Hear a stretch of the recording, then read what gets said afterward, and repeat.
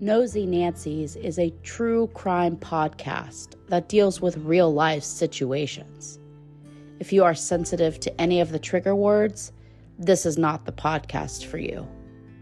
Listener discretion is advised.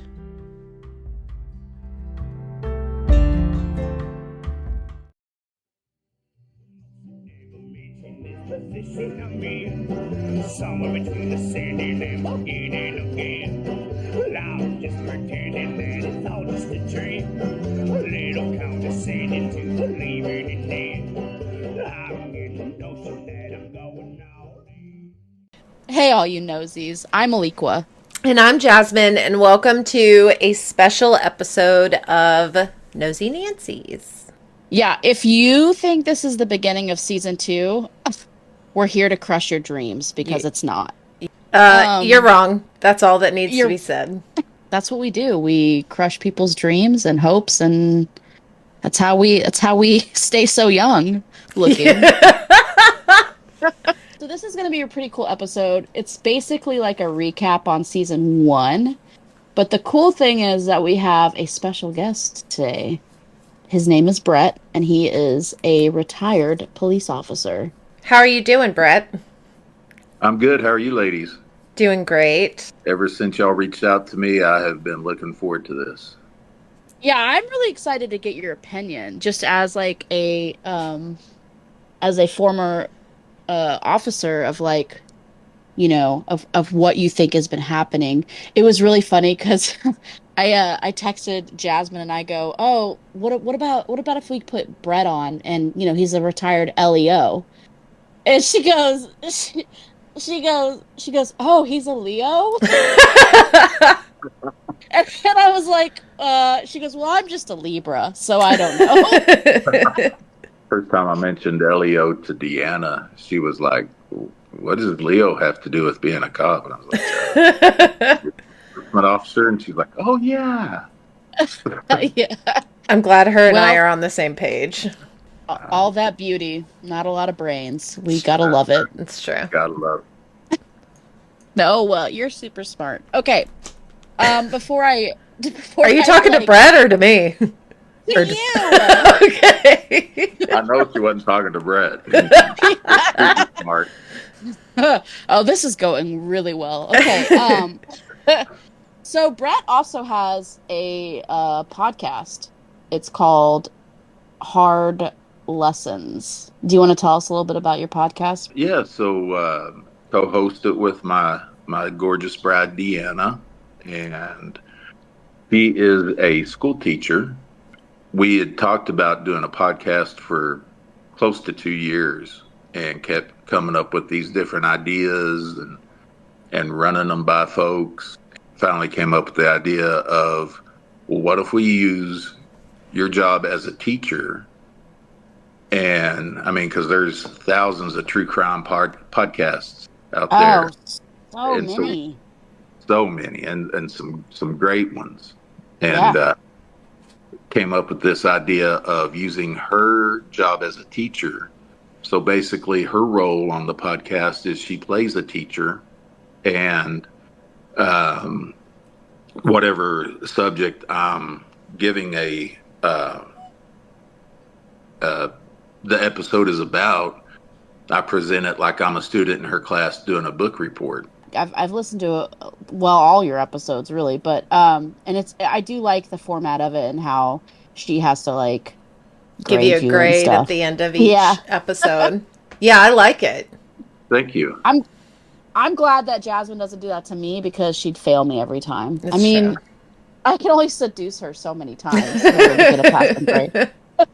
You know, got to reach into that bag of tricks. Yeah. Go down deep.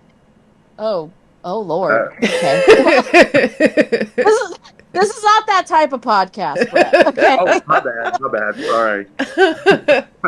You and Deanna just celebrated your 22nd anniversary?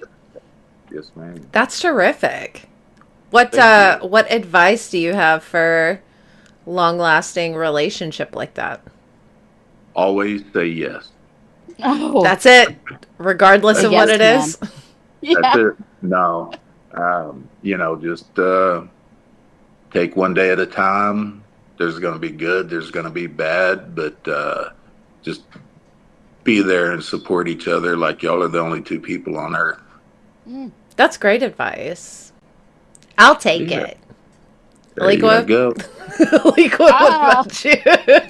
Well, look, I'm the worst at relationships. Okay, like I cannot. I don't know. I just, man, I'm like a wild Mustang. You can't rope this beast up.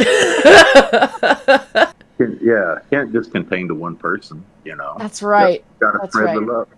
I gotta spread the love. The CDC is calling me. Hold on. I'm just kidding. I love love. I just am not very great at it.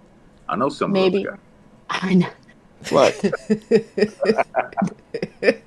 Right. Anyway, I don't want to talk about. I don't want to bring up past things, past relationships. But I was really yeah, it's really refreshing to to see people still be in the same relationship for years. Yeah, I think Yeah. a lot of people these days, it's like, I don't know what it is, but it's just hard for two people to make it work like that anymore. So it's always nice to know of a couple who's doing it and doing it together, and that's really sweet. My mom and dad in December will be celebrating their 58th wedding anniversary. Damn. And I've got an older brother who is on his third marriage. And they got married in June, and then we got married in October. So they celebrated their 22nd back in June. Wow. And then both Deanna and I, this is the second marriage for the both of us. And so we just celebrated our 22nd. And then I've got a younger sister who has been divorced for about 25 years. And she's had relationships along the way, but she's engaged now to a great guy. And so yeah, we always joke around that mom and dad didn't teach us the secret to a lasting relationship. It took us all a couple of marriages to figure it out. So what you're saying is that there's a chance. There's Let's bring it back to me, Brett. You know what I mean? Like, Don't give up bring on it back. love. Don't give up on love, No. Alequah. There's a chance. Can you tell us a little bit about? I mean, not that I don't love, but I'm over it. So let's go. Can you tell us more about like your background in law enforcement and how long you were on the force and what where you were, working as a police officer at? yeah. So I went to the police academy through Amarillo College, Panhandle Regional Law Enforcement Academy. Graduated in December of '96. Oh, And yeah, I'm old. I was like, wow, I was so young then. I was much younger. You're- I was 25 when I graduated. Well, we don't need to talk. We don't need to talk about how that. We don't need to talk about that. I think Back I in was the like, day, yeah, I think I was 12. But hey, are you the only person in your immediate family that was part of the law enforcement, or is that kind of like a family thing? no, I was the first, well, and only so far as being in the field. My older brother, I was talking about a minute ago, he has been with Texas Department of Corrections, the prison system here in Texas, for 30 plus years. Oh, okay. So he's been in the corrections end of law enforcement. Yeah. So we used to joke around that I'd catch him and he'd watch him and all. But yeah, we're the only two. My dad's best friend was in law enforcement for close to 40 years. He was a sheriff of one of the local counties, and I can remember as a kid sitting in his patrol car and thinking, I'm going to drive one of these one day. This is what I want to do. So it was a lifelong dream of mine to become a cop. Were you like part of the sheriff's department or did you work for the city? So I worked for three total agencies. In my time, I went to work first for the Hutchinson County Sheriff's Office in Border, Texas. What the Uh, fuck? I've never even heard of that Yeah, I've place. never heard of that. it's a nice county. It's about 30 miles to the west of Pampa and Okay. Okay. about 40 miles northeast of Amarillo. Northwest Texas. Is that what you're saying? Right. Yeah, Yeah. yeah. I'm Okay. in the Panhandle, so Okay. we're smudged up here in between New Mexico, Oklahoma, and Kansas. And Ugh. how many years were you there? For Hutchinson County, just a year, Okay. and then I went to work. Uh, I kind of had a falling out with the sheriff, and so I was young and hot headed, and uh, there is a small town north of border called Stinnett, and the chief they have a small police. I mean, when I say small, I mean small. It was a chief of police and two patrolmen, and that Oh was it yeah. for the entire police department. And he saw my frustrations one night, and he said, I do have a patrol position open. So I left Hutchinson County and went to work for the Net Police Department. I worked there for about 2.5 years. I was born and raised here in Pampa, and Okay.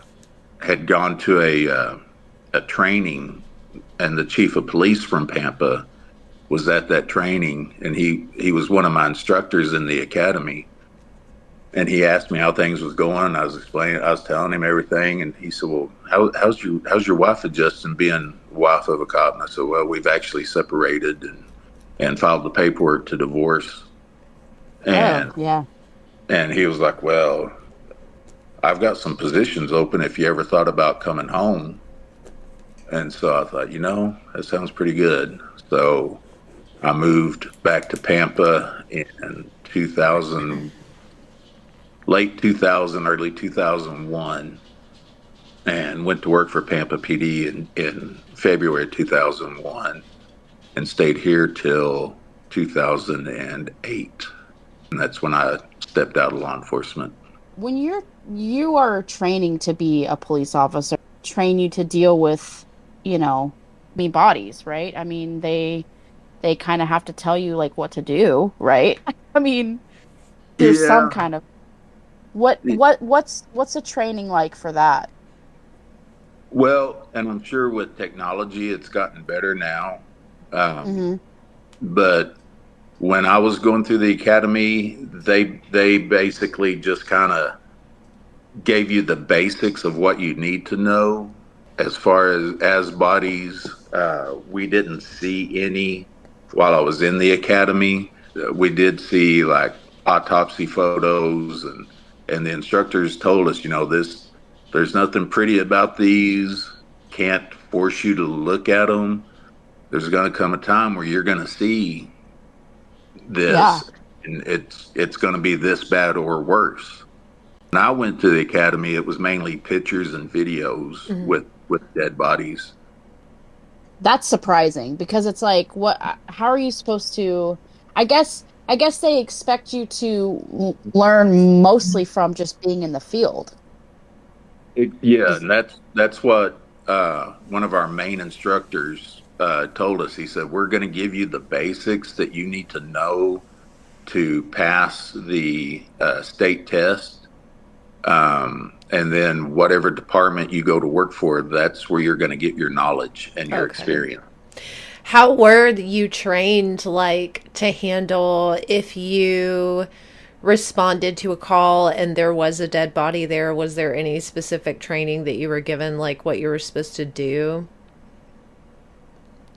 I was very lucky when I went to work for Hutchinson County, my training officer was my shift captain, and he was very knowledgeable, and he was real like laid back, and didn't really get rattled too much. He kept his composure extremely well.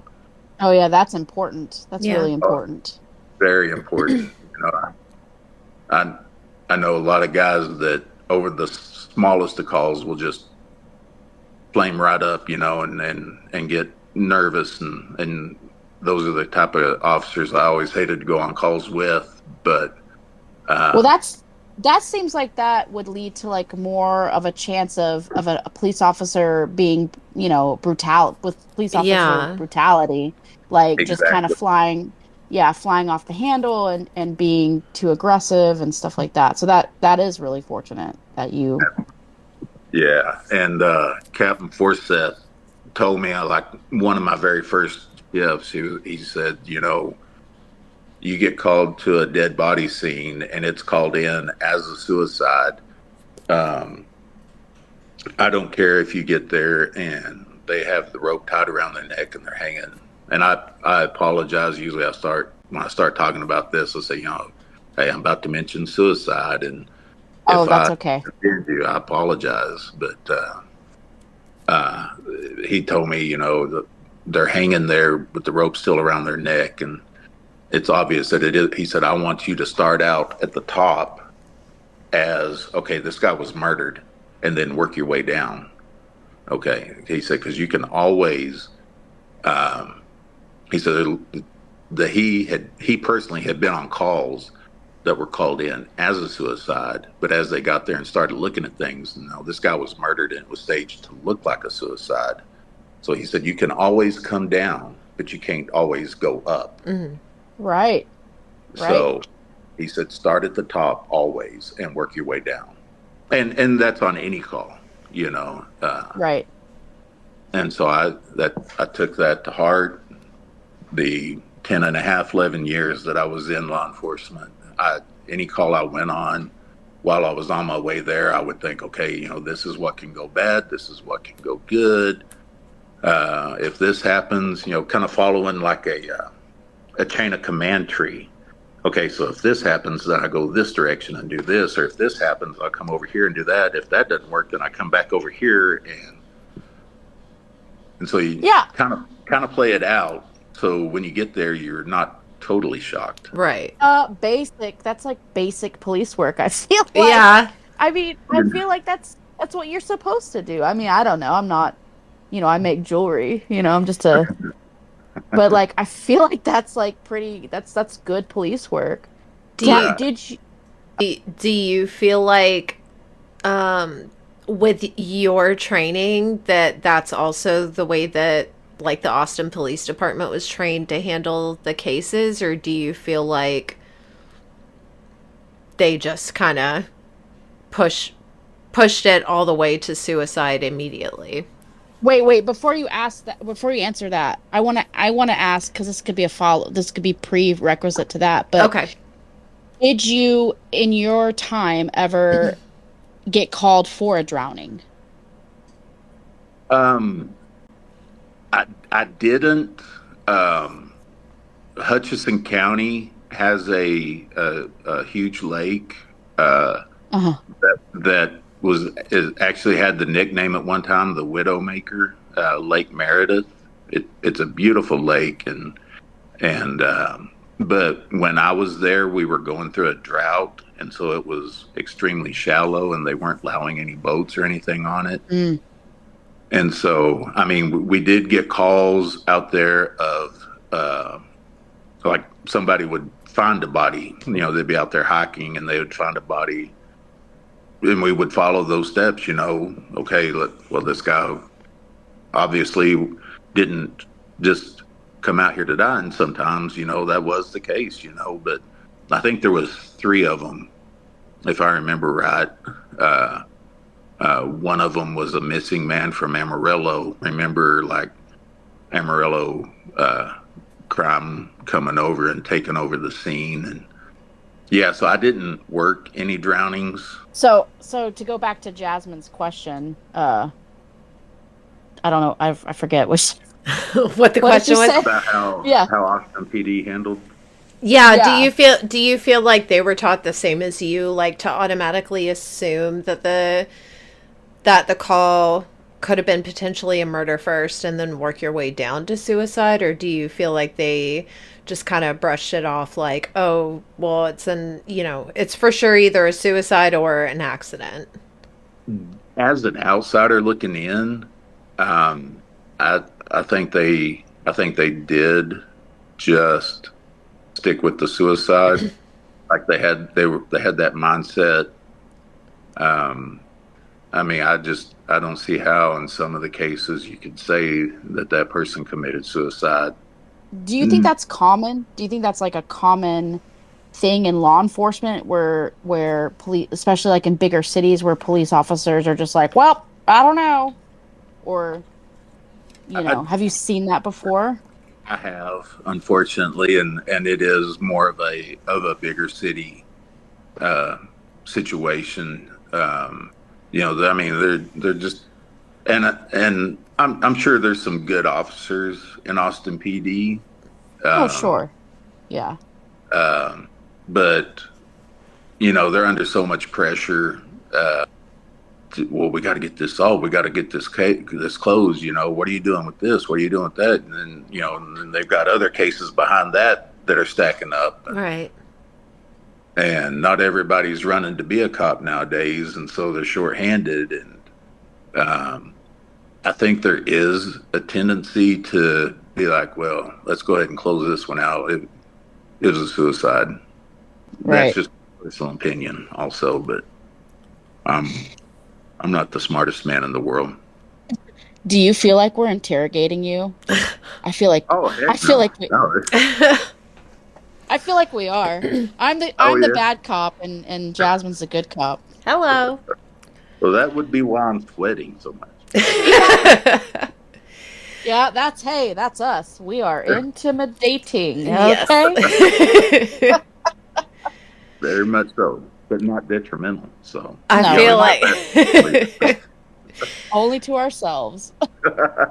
I feel like a lot of the cases that we covered last season too, like it a lot of the family members, it seemed like weren't informed like for days or even weeks, like even when a body had been identified.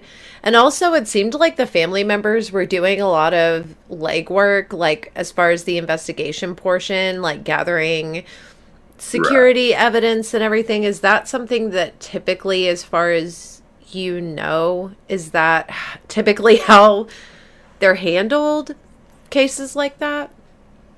No, as a matter of fact, I had a chief of police one time, and um, we had a murder, and the family was like, "Hey, we found this out, and we found that out, and blah blah blah." And the chief went to the detectives and said, "Well, maybe I should just give them a badge in your job. Why Oh. is that family doing your job for you?" Why are they? Like why are they? Yeah. Yeah. How do you answer that? Do you think that they're um as a former police officer, do you think that there is a problem with police brutality? Do you think that there needs to be like a police reform and how we like train our officers? Absolutely. One of the things that stuck out most to me when I was going through the academy, my dad's friend that was a sheriff, he was also one of the instructors, and he said something that stuck with me, that uh, you live in a glass house being in law enforcement. Everybody knows that you're a cop in your community. Everybody's watching you. Yeah. Uh, and so, you have to hold yourself to that higher standard. And like, I never worked for a big city like Austin or Minneapolis, or in my time as a cop, I pulled my gun on people. I never had to shoot anybody. Maybe I can count on one hand the number of fights that I was in my career. And it's just all in how you handle people or how you deal with them verbally. You don't show up like you're bigger than them, better than them. Never show up alone because, as an old saying in law enforcement goes, John Wayne is dead and everybody needs backup now. Yeah. Yeah. And so, you have that accountability, and not to get off on all that, but like the situation in Minneapolis, how those other officers could just stand by while he choked him out. Are you talking about George Floyd? Yeah, Yes, George. Yeah. Yeah, that was I think that was really like the straw that kind of broke everybody's back, you know what I mean? You saw it with Rodney King in 1994, was it 94, 92 in California? Mm-hmm. Yeah, I mean, same thing. Like, there's obviously a problem, and it goes beyond what's happening here in Austin. Obviously, with just the lack of police work and training, and unfortunately, it kind of is all tied in together. Right. What were we supposed to do as a society other than to defund the police department? Like, what else could we have done as civilians to say, hey, dudes, like, get your shit together. We're sick of people dying. We're sick of minorities dying. Right. Really is what it is. Enough's enough. Yeah. It's time for a change. I know we need policemen. I know we need civil servants that are going to protect us and keep some kind of civility, because there are shitty people out there, obviously. You know what I mean? But right. Whatever's happening now isn't working. Mm-hmm. Right. Exactly.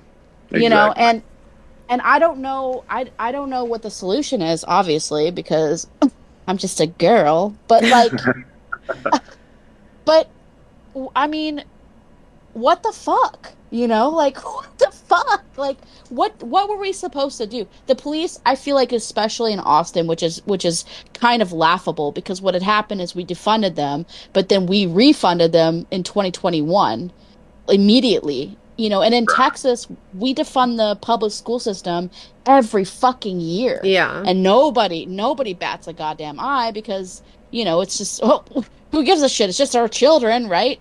Exactly. Just the future. I feel like the Austin Police Department is still really fucking pissed that we defunded them that one time. It was that one time, and what were we supposed to do other than protest and to hold money? We can't physically, like, we can't even protest without people getting killed. There was a kid who got hit in Austin, downtown Austin, during one of the riots with a fucking beanbag, and it broke open his skull, and he was like 21 and he died. Yeah, I saw a bunch of people getting shot, like, in the fucking face with the beanbags, like, at close range. Several people had to be taken to the hospital. I know one lady, I don't know if it was in Austin or not, but I feel like maybe so, but one lady had to have, like, it surgically removed. I mean, I had a friend at the time who was going to the protests and stuff, and one of her friends actually was, I forget her name, but she was hit by a rubber bullet pretty hard. According to my friend at the time, she did say that they were not using the rubber bullets correctly, where you're supposed to shoot the rubber bullet down on the ground and then it's supposed to ricochet and hit your target. And from her eyewitness accounts and what I've heard online, of course, I mean, you can't always go by that, but I mean, hello, I kind of trust that over what the police are saying. Right. They weren't shooting them correctly or utilizing those rubber bullets correctly. And that's a fucking issue. That's a really big issue. Sad to hear, as a former cop, and I Deanna and I was talking about this week sometime. I'm not sure when, but it's still one of my biggest regrets is walking away from law enforcement when I did. You might have 100 good officers and one bad officer, and that one bad officer is going to shine brighter than the 100 good officers. Yeah. And that's what's going to be the focus. And we had an officer, obviously can't give out names or anything, but he ended up doing jail time because he pulled over a suspected drunk driver one night, and she was, instead of taking her to jail or what. And I was on duty this night, and I remember it just like it was yesterday. And this was like back in 2002 or 2003. I was on duty with him. He was my partner. We were working night shift. It was probably 2, 3 o'clock in the morning. He pulls her over. I asked him, I get on the radio and say, hey, do you need help? Do you need me to come over there? And he said, no, this is good. I'll be done in a minute. And I said, okay. Oh, shit. Yeah. So instead of taking her to jail, he was like, you go check into this hotel room and get you a room for the night, or I'm taking you to jail. And so she did. And when he got off duty the next morning, instead of going home, he went to her hotel room to quote unquote make sure she was still there. Oh, sure. Yeah. Right. And so not only did he get in trouble, I mean, I didn't get in trouble, but I mean, I was brought in and questioned by the Texas the Texas Rangers investigated it. I was brought in and questioned because I was on duty. The shift lieutenant actually ended up retiring because it was under his watch. He's the shift lieutenant. And this is a guy that had spent 30 years with our department and had never had an issue, but he was forced into retirement. And because the actions of the other guy. Yeah, because the actions of somebody that was under his watch was unlawful, and he was supposed to be keeping an eye on them, and so it affects everybody. What do you think is the difference between someone like you, Brett, and someone who's going to use their position of authority to just be unlawful and just do pretty much whatever they want to do because they've got a badge and a gun? I think it has a lot to do with personality. I'm 52 years old, and I still have my parents around, and I still ask them questions even today, like, hey, what do you think about this? What do you think about that? And so I've always had a great relationship with my parents, and there's people that didn't have parents that are great people also, but like I just always lean back towards my upbringing, to use some old person term. I was raised that I am better than nobody else. We're all equal no matter what. We're all the same people, and that's how I always, when I was in law enforcement, that's how I always tried to treat folks. And there's people that, whether they're cops or not, are always into having the power. And so then you give them a badge and a gun and a car that goes really fast, and then that mindset goes like it's on steroids. Yeah. This may be a long answer to an easy question, but it's just the power trip. Some people can handle it, some people can't. It's a big deal. It's a big issue. I have some updates on John Christopher Hayes Clark Jr. On his case, and I'm gonna share that in a minute. And there is something that the Austin Police Department did after they found his remains that I think is pretty fishy, and I'm gonna ask you your opinion on that. But I before I do that, I want to know just a simple yes or no. Do you think that there is corruption in police departments? Yes. And I think with the Riyadh Hamad case, he was who we talked about in the first, I think it was part 1, right, Jasmine? Yeah. Of the first episode. Yeah. Or I think that case showed more so than any of the other ones that we've gone over, how easily the police department can be bought. But I just kind of wanted your confirmation on that because, look, I need reassurance. You know, Sure. I'm Yeah, I I'm hear you. very, very insecure. Y'all were talking about the use of the, I don't know what they, if they still call them this or not, but um, when I was in law enforcement, we called them less than lethal. You know, we had the pepper ball guns, the little, there's like a Oh yeah, paintball that was filled with pepper spray. My yeah. The gosh, bean bags. Did you have beanbag the gun. bean bags? Yeah. Hmm. You know, we had, even before we were allowed to carry them, and I was part of the SWAT team here in Pampa, and so every member of the SWAT team had to carry them. And so before we were allowed to carry them and use them, we had to be shot by them, so we would know Oh, what the effect was. Just, I wonder, you know, did they have that same training, or you know, or did they forget their training? Because that's something you shouldn't. Hmm. You know, you get hit with them one time, and you'll know for life what it feels like. I mean, I'm sure they still do that, but I think, but when they're being shot at as police officers in training, they probably use the guns correctly. Right. Where, Yeah, you know, in these cases, it seems like they use them incorrectly, and that's where the power play comes Yeah, into they're play. like shooting people in the face and in the neck. yeah. See, Yeah. we were trained also. You know, center mass.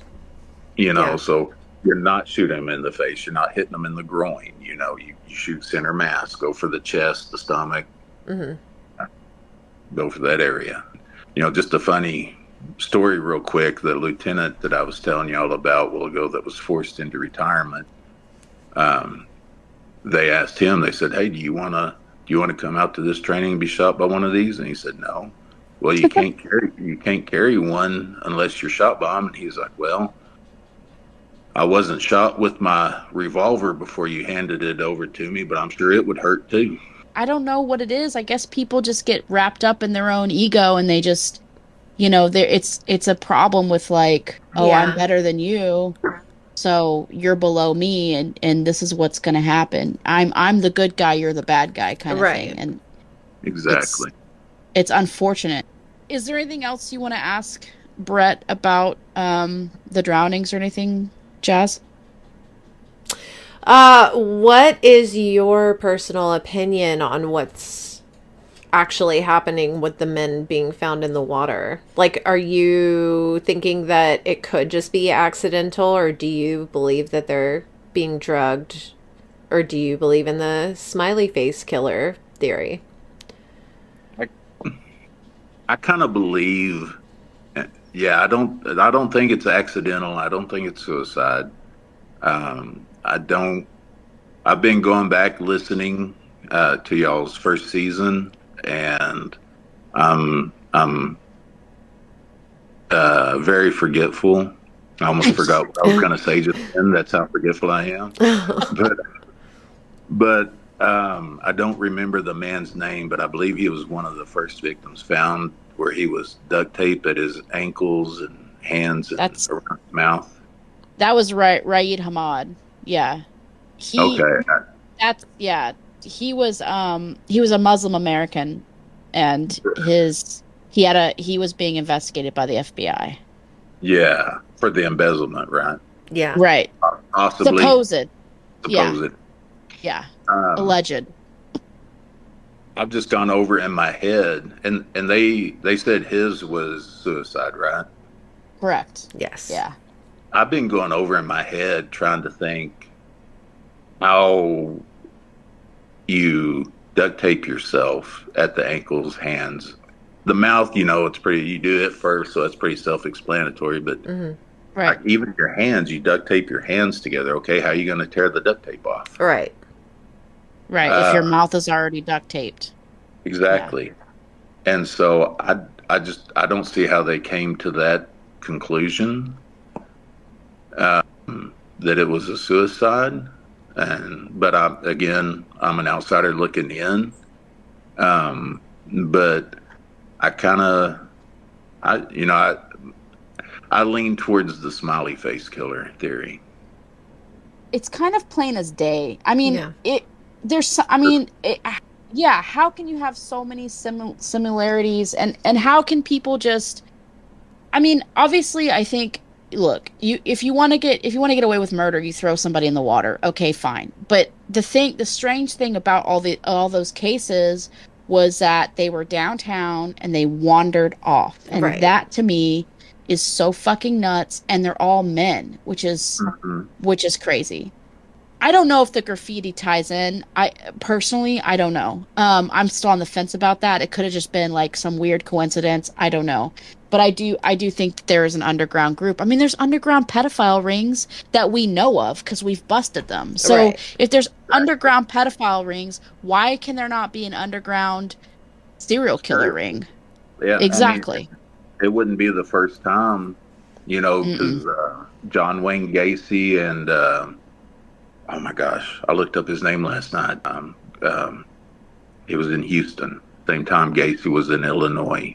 The Candyman killer. His situation was similar to Gacy. Same age range, same disposal of body. That's what I'm saying. That's what I'm Dean saying. Coral. Dean Coral. That's it. That's what I'm saying is like I think that this underground group has had to been coached. After hearing what you went through as far as training, Mhm. I'm kind of Xing out an ex-cop because it seems like they don't really go through the training as far as forensically Right. or Right. like the knowledge that you would have to have. But so I'm thinking that it probably started with somebody who was either a medical examiner or somebody who was going to school for forensics. And if we think that the first two victims of the Smiley Face Killers were in New York City, NYU, New York University has an extensive forensic program. They have all of them, all the forensics, all every type, every category is at NYU. And if they were a student in NYU, it makes sense that they would go for college-aged guys because that's their peers. I understand why the FBI is not getting involved because there's just not enough evidence. But I think there would be enough evidence if the fucking police department would do their job. Right. You know what I mean? Like Oh yeah. that's yeah, that's why this is so important is because it's going to keep happening. In Chicago right now, since we ended the season, there have been two other bodies pulled from the Chicago River. Um, Really. yeah, yeah. Noah Enos was the last one that we had covered, and that happened right before Moga Dagali, I believe. Yeah. Yeah, Moga Dagali was found in June, late June, and Noah Enos was found like early June. Um, so there is a pattern, but I'm busy, you know. I'm busy. I don't have a whiteboard. But circling back to that, I do want to give our listeners a little update on John Christopher Hayes Clark, who is known by his loved ones as just Chris Clark. And so if you remember the episode that Jasmine talked about Chris Clark, he had an ex-wife who still lives in Austin, and her name is Regan. And before we did this special episode, I reached out to her last week and I said, hey, we're going to be doing like a little episode that kind of gives an update. If you have any updates on Chris, I would love to like help you on that. And she said, sure. So this is what she sent me. I just would like to say that even though Chris' death is ruled undetermined, I am still working on trying to get justice for him. Austin Police Department did not do a thorough investigation due to them being understaffed. They did not question anyone around the lake and claim they will never know how he died. If anyone has any information, it is gladly appreciated. She then went on to tell me that she is working with Nelson Linder, the leader of the NAACP, which is pretty good. Yeah. I did. I saw something about that. That's awesome. Yeah. Nelson Linder did also make a statement on Facebook in reference to Regan and her attempts to find justice, which is this. The Austin NAACP spends at least 50% of its time assisting families who need support in areas that are unrelated to civil rights. Many of our requests for help are from people who need directions and information. Regan visited our office this morning to discuss a tragic loss of life on April 15th, 2023. Christopher Hayes Clark body was found in Ladybird Lake on that date. Regan is seeking assistance and searching for answers surrounding his death. At this point, there are no leads and too many unresolved questions. Christopher's body was found in the lake near Canterbury and Pleasant Valley. We have reasons to believe that the keys to understanding more about his death might be connected to communicating with the homeless population that frequents the area. His death was reported on local media, and so were other deaths that occurred in the same area. We often utilize our extensive network contacts and our partners locally and statewide to raise the level of awareness in our communities. Christopher is a father of a 12-year-old child, and Regan's goal is to ensure that the investigation pursues every avenue available. Now, when I was talking to Regan about Chris's death, she did mention to me that the police department, because they were divorced, the police department had his body cremated without her consent. Yeah. And here's what's really interesting, and I would love to know your opinion on this. I don't know if you know very much about it, but I feel like you probably do. When they cremated Chris's body, they cremated him with all of his belongings that he had on his person. What? Yeah. So his clothes that he was wearing were also incinerated. And according to Regan, from what she'd seen, because they did give her pictures of him when they found him, he was holding a tactical mask in his hand.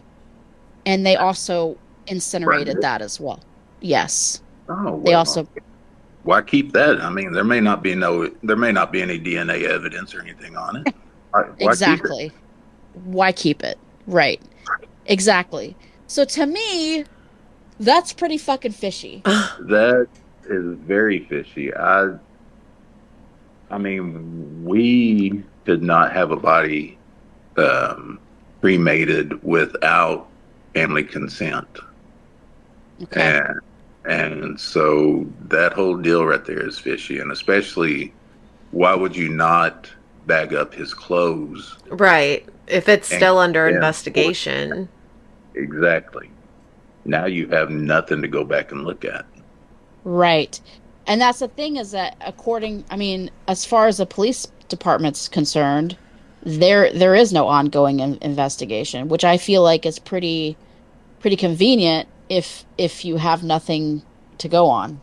That's easy to say, if you destroyed any of the evidence that there could have been. The advances in DNA, they are now still identifying bodies that was found in Gacy's house back in the 70s. So maybe Austin is now saying it's closed, but 20, 30 years from now, who's to say somebody couldn't come in and find something? You never destroy it, ever. Absolutely. And that's what I don't understand. And I think that they weren't counting on somebody like Regan, who, absolutely. because she went to the lake every day, looking for clues as to what happened. Right. Yeah. I mean, I'm not trying to stir up anything, but it makes you wonder what's really happening, I'm getting mad sitting here hearing about all this. It's like unbelievable how horrible people treat each other, and we got to start doing a better job. I know, I agree. Well, I think that's pretty much. I think we covered pretty much everything that I wanted to cover. Do you feel satisfied, Jasmine? I feel very satisfied. Well, let me light up a cigarette. Good job.